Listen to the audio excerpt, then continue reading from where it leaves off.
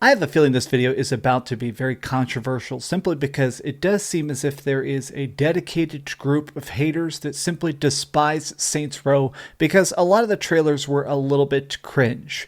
Well, I've been playing this game now for about a week and I've tried to do every aspect of it. I've leveled up the guns, I've done all the missions, I've explored the Empire system, I've played a lot of hours of Saints Row, and while the game isn't spectacular, it's certainly not a masterpiece, I do feel like it gets a little bit too much hate. Let's talk about the goods, the bads, and the part of this that honestly, even I have to hate.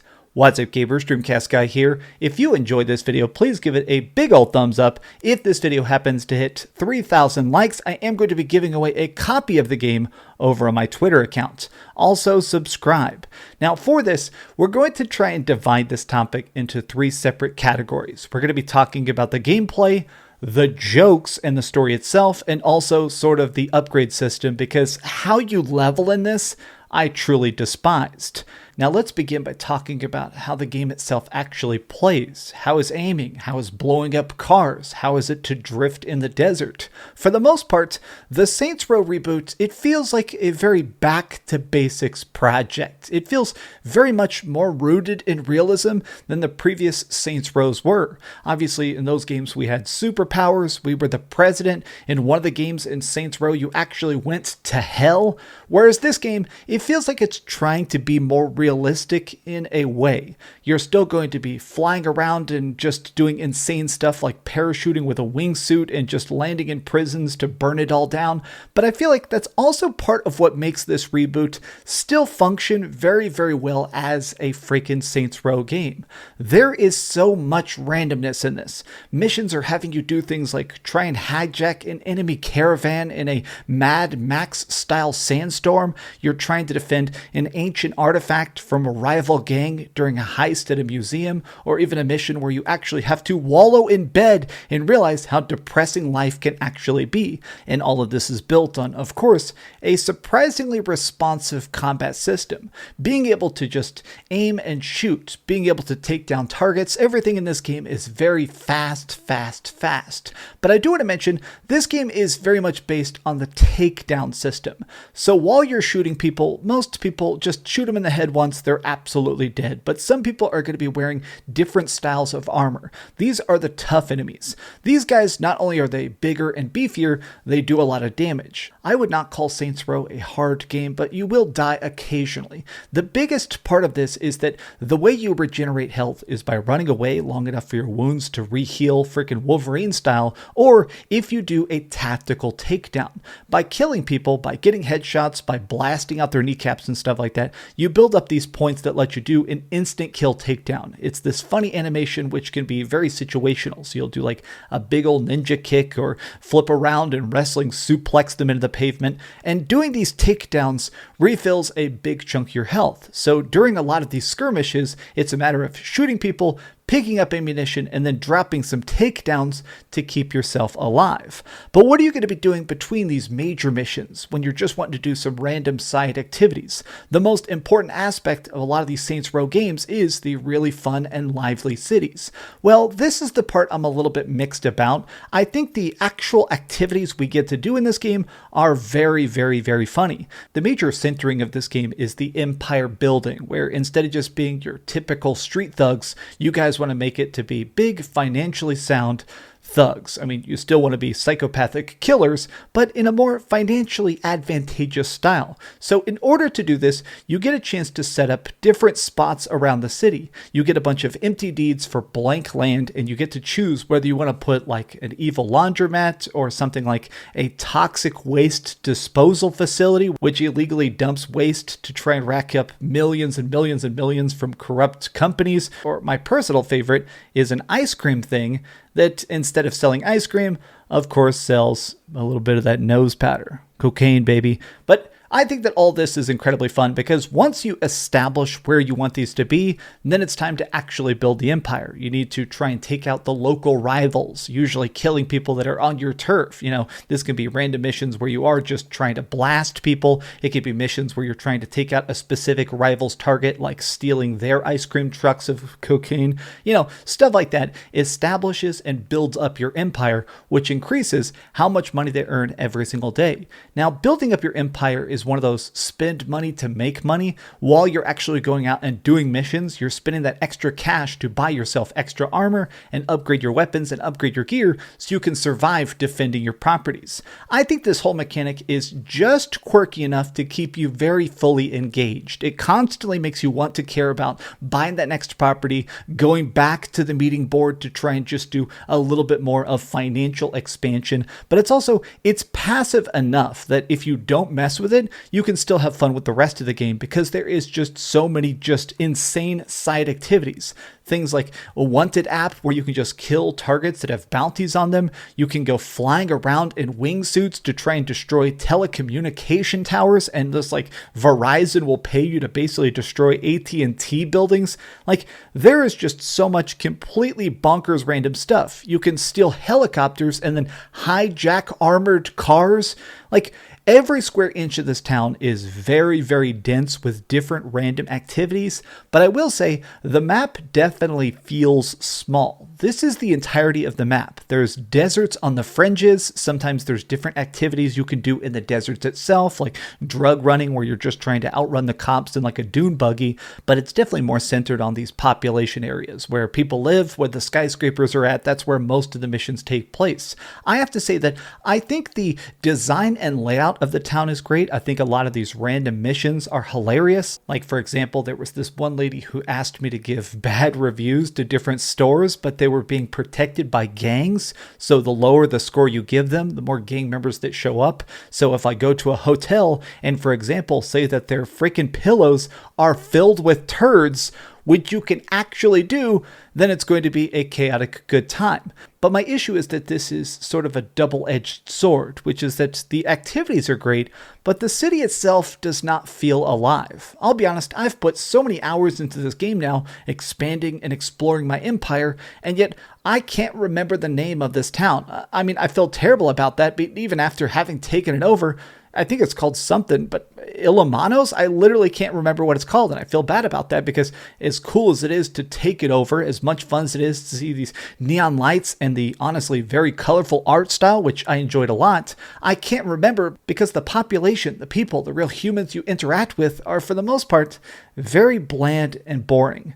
But that brings me to the story and the humor itself. It felt like the biggest concern a lot of people had about this is that the game wouldn't at least try and be edgy. It wouldn't be full of blood and guts and chaos and people running around with big old floppy instruments of love. Now, I think this game does still manage to have an edge to it, but the jokes this time around, they remind me a bunch more of something like Adult Swim or like Aqua Teen Hunger Force, those old early 2000s versions of Edge, where the characters are crazy, they're exuberant, there's missions where you're trying to lock a guy in a porta potty and then use it as a wrecking ball. I mean, there's constantly just murder and mayhem and chaos, but I do feel like as much as I enjoyed some of the jokes, it does feel like they're holding back a tiny bit. Like it's funny to meet a bunch of like stupid app programmers that suck at their job, or it's funny that sometimes when you're killing gang members, they'll be taking selfies in the middle of a firefight. Okay, that's quirky, but I don't know if it quite goes into the department of funny.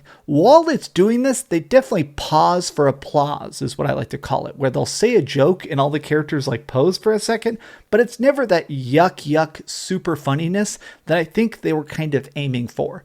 But honestly, you can kind of ignore that. This game just has so many different activities, so many different missions, so much randomness to it that you can just completely skip a lot of the cutscenes and you're not really going to lose that much. Like, okay, it's funny that one of your friends, Levi, likes to constantly listen to promotional self-help tapes. Oh yeah, that's so funny to hear him listen to self-help tapes. But after a bit, some of these bits just grow a bit stale because they were never hilarious in the first place. But now, let me talk about the aspect of this game that truly I despised the most, which is the upgrade system. So the upgrade system in this is very, very strange. every gun and every car individually levels up. So if you get something like my very favorite weapon in the game was this thing called the AR-22, it has a great rate of fire. It has very, very strong punching. I love the thing. It is a beefmaster. It's great for even blowing up cars and stuff like that. But in order to upgrade it, I had to not use it essentially. Each of the different weapons has a specific request on it. So like the rocket launcher wants you to shoot down enemy helicopters. The shotgun wants you to get triple kills. Well, the AR-22, it wants you to get kills with the last bullet of the last clip, which means that in order to level this up, I had to not pick up ammo for it, which can be incredibly frustrating because sometimes when you want to use your favorite gun, you want to level it up. I hate that there's not just a standard XP system. And this exists for a lot of the cars as well. Some of the cars, they just require you to do a donut and unlocks its best secret skill. But some of them require you to off-road in the desert for 10 minutes and stuff like that. The skills just feel so random, so hit and miss as to what works and what doesn't. It almost feels like the game itself is conflicted as to how many RPG mechanics they truly wanted to put into the game. Which brings me to the more standard leveling system, which is still also bizarre. So this is called perks. There's only 20 levels in the game itself, and the perks are essentially, they start off as just giving you a little bit more health, a little bit more of your special meter, so you can do those special takedowns. The way these sort of function is unfortunately kind of like magic and mana. I mean, there's really no other way to put it, but these are super abilities. So by killing people, by being chaotic, you're going to charge up this skill that lets you throw anti-gravity grenades or do a giant fire punch that burns one target, or you can even do things like just get out a sniper rifle with explosive rounds, but it only lasts for 2 bullets. It feels weird that even grenades are part of this system. I hate that I can't just throw normal stuff. I hate that there's constantly this weird mechanic of like mana for basic functionality. Like, why can't I just, I don't know, throw a grenade by picking up a grenade? Why does it got to be this weird secondary system? I mean, it's not terrible, but it definitely feels like they just ran out of buttons or ran out of ideas while trying to finish this perk system. There's a lot of concepts in the Saints Row reboot that just feel slightly undercooked. They're not terrible, they're not broken, but I mean, it just feels like they could have finished this out with maybe a little bit more testing, or that this was added into the game last. I wish I could just straight up play the game without these random weird walls inside it. But I do want to talk about some of the unlocked skills and some of the special abilities you can unlock, because they are brokenly strong. So when you start to go and upgrade stuff, upgrading the weapons, pretty straightforward. More damage, more clips, more rate of fire, stuff like that. But some of these cars, they unlock special abilities. So you can buy an off-roading kit so your car can drive off-road without actually sliding all over the place, but you can also, of course, improve the engine, make it go faster, and also do weird stuff like unlock super abilities. I've had cars that had an ejector seat so I could fly out of the top of the car. I've gotten cars that let me grapple hook into other things so I could just drag people away, or even cars that just shunt around and explode everything around me. It's a very weird system because some of your favorite cars will end up having completely terrible abilities that cannot be changed, and then other vehicles, which suck, have the good skills. I'm not sure if this is supposed to balance it, but you know, if I have this super fast million-mile-an-hour Ferrari, I wish this had the ejector seat or something like that. I don't know, it's strange. But the last thing I do want to mention is that they've tried to take a mechanic from the later Saints Row games and sort of just glue it on top of the Saints Row reboot, and it's funny, but it's very, very, very bizarre to see. So you can fly in this game. I'm not sure why. Apparently you have a wingsuit, but it's the tiniest wingsuit ever. Whenever you actually spread your arms, you can glide. You can't really fly up, but you can glide for a very, very long time. And once you get this particular upgrade, you can bounce off people's heads. You bounce off them like Super Mario hitting somebody's forehead while holding the A button. It is truly funny to see people just flying and bouncing and flying and bouncing, but you can fly relatively well. There's even these like little tiny zip lines that'll shoot you up in the sky so you can fly around the city a little bit better, and even doing those missions where you have to fly. It's an interesting mechanic that clearly they just loved flying so much in the other Saints Row games. They just grabbed it, even though it doesn't fully make sense. It truly encapsulates the tone of this new Saints Row, which is that they want to take things back to basics. They want to rebuild of the Saints Row people. They want to start the gang again to reset the timeline, but they also don't fully know how to do it.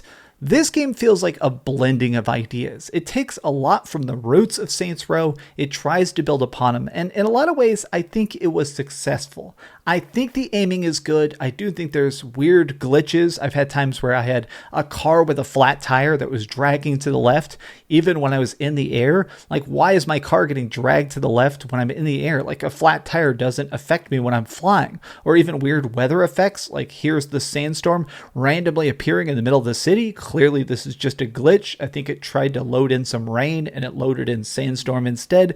There's a lot of tiny errors, but nothing that completely breaks it. I have played this game extensively on PlayStation 5. I also played it extensively on a pretty high-end PC, so you're seeing gameplay from both of that. At the end of the day, Saints Row is perfect for people who want a big open world experience. If you're looking for an expansive map, if you're looking for tons and tons and tons of boxes to check, random fist fights, weird movie references, this game is definitely for you. If you're looking for something that's a bit more insane or something that's going to give you a bit more plot, maybe look to a previous version of Saints Row. Okay, so we've heard some good and some bad, but let's head over to the ratings board and put a big number on it. I am giving Saints Row an 8 out of 10. Thank you so much for watching, gamers. If you enjoyed this video, again, please give it a big ol' like. It certainly helps the video itself, and honestly, it's 10 million degrees. I'm pouring sweat. The spotlights are killing me, but I appreciate you watching all the way to the end. I've got big ol' floppy nipples. You guys rock. Thank you for watching, and please keep dreaming. And if somehow you ever see me in an online match, there is co-op in this game. I played it a little bit. It's whatever, but help me do some missions someday if you see me. Thanks so much for watching that video. If you want to see something else, you can always click this link to see what I put up last, or, subscribe and see what's coming up next. Also, I promise that whatever I do, it'll try not to suck.